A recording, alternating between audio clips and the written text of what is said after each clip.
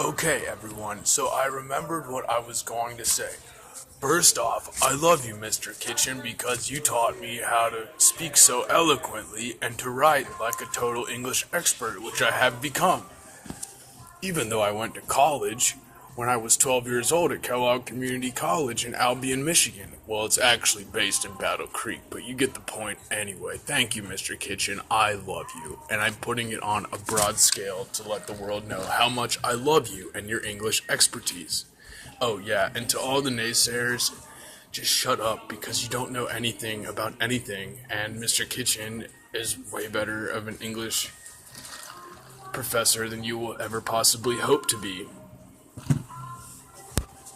Another thing that I would like to share with you is that when you're an English expert like me, you can afford to break all the rules because you already know what the rules are and you get to tell everyone else what the rules are so that they don't sound so stupid.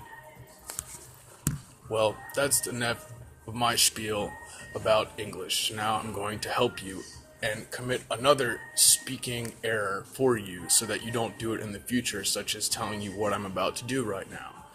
Now I'm going to tell you something else and move on to the next subject. That's the error I was trying to point out to you. So if you ever want to sound like a big idiot, go ahead and keep making errors in speech like I just did. So, I know we're living now in this 21st century, this millennial era or whatever, but it never became cool to be a homosexual, okay? I'm just keeping it real with you. I'm talking about the Bible for one thing. And it was never cool, ever, to be that. It was a bad thing. So then you've got all these guys going around holding hands with each other and all these girls kissing each other's on benches and influencing people to just accept that when they really shouldn't because God doesn't accept it and it's always been looked down upon. It's just becoming more and more, how should I say, widespread, like a disease than ever before. Oh yeah, and let's just say, here's how it's wrong logically. That's not your friend when he's putting his dick in your ass, okay? That is gay, and that is not cool, okay? It leads to vertigo, it leads to other health problems. This is known, this has been known for thousands of years, so take my advice, stay away from that behavior, stay away from those kind of people at all costs, because their intentions are probably to make you feel comfortable with them so that when the world comes to an end, they can probably rape you.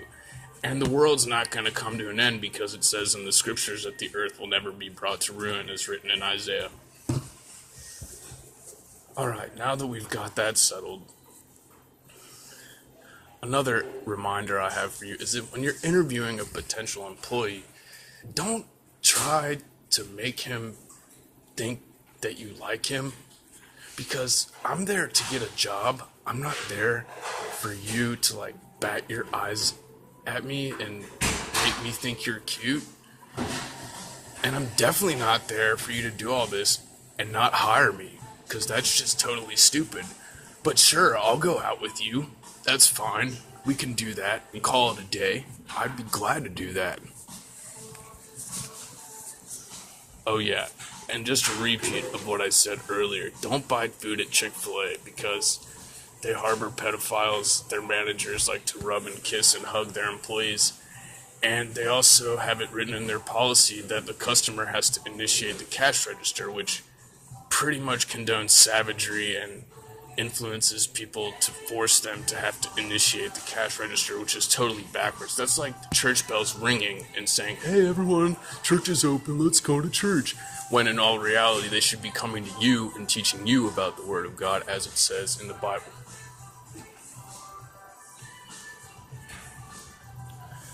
Another reason, why do I dress like this? I'm not an important person.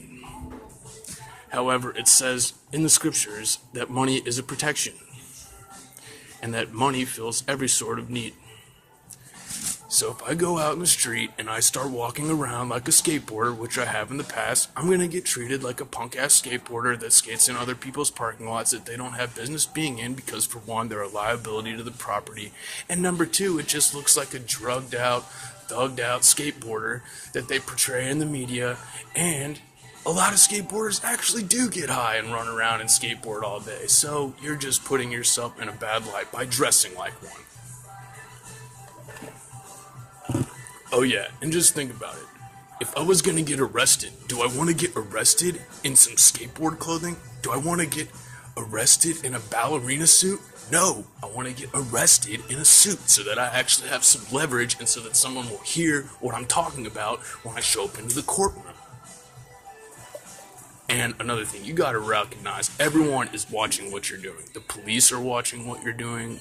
The people around you are watching what you're doing. So use your brain, go buy a suit. You can spend $300 at Macy's and get a full suit and spend $150 on shoes and you look beautiful. Or you can go to a thrift store and you can buy one for probably like $20 and call yourself beautiful and everyone's gonna be like, oh my god, this guy dresses so nice, I just have to know his name. And then of course, you'll have the occasional woman screaming at you from her car with her friend in the passenger seat, screaming over top of their already loud music because you look so beautiful. And what is the suit? It's a replication of the old suits of armor. It is a suit of armor because courtroom battles are now normal because the order of the world has been established.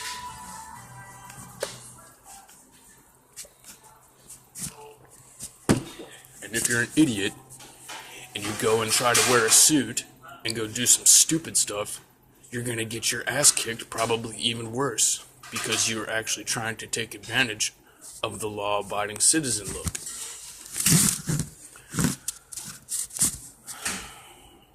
Lesson number 2. Don't do drugs that are illegal because they're stupid, they make you think stupid, they make you look stupid, and they make you act stupid, and they're also illegal. You can go to jail for them. And then think about all the stupid people you're going to be meeting when you're hanging around smoking methamphetamine or smoking crack cocaine. And then think about all the people they know that now know that you do that. You're just putting yourself in harm's way for the prospect of having a little bit of fun for like 10 minutes of your life and spending top dollar on it and killing yourself in the process.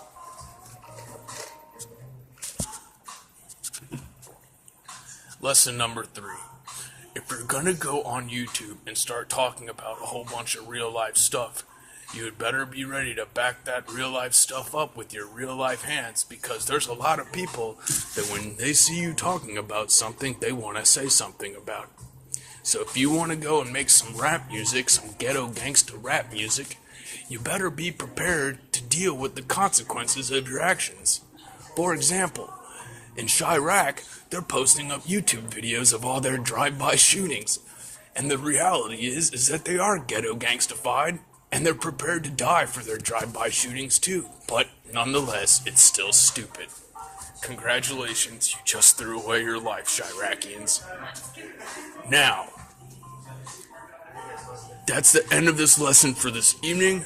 I'm Wendell Lyon, the King of Hearts. Excuse me, Wendell Lyon, King of Hearts. I hope you have a wonderful evening.